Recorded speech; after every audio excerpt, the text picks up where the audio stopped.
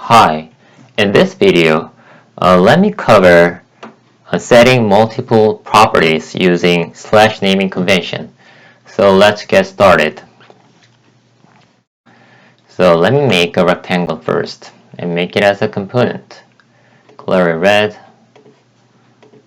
And in this situation, let me use two slashes. One is for shape, and this is square, and the other one is for color. This is red. And let me make it as a component. So if you click this, so the properties and values of this variance are conflicting. Change the apply values on this variant to resolve this. So let's change the name and change the color.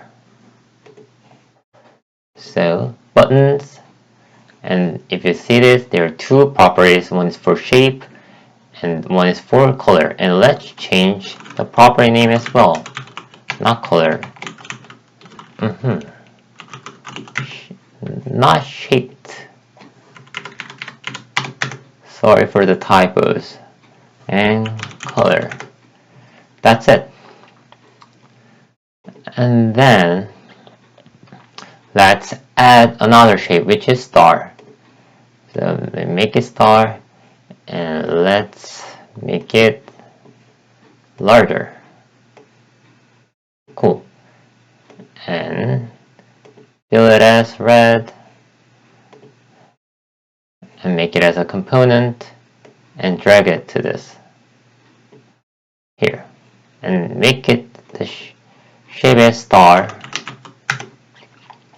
and this is missing, so we have to change fill it red, right?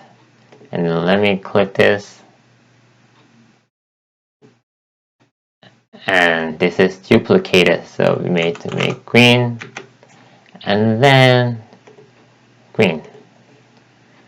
So that's it. Let's see if it works perfectly. So buttons, shape, star, square, right? And color red to green. It works perfectly. Thanks for watching, and I'll see you in the next time. Bye.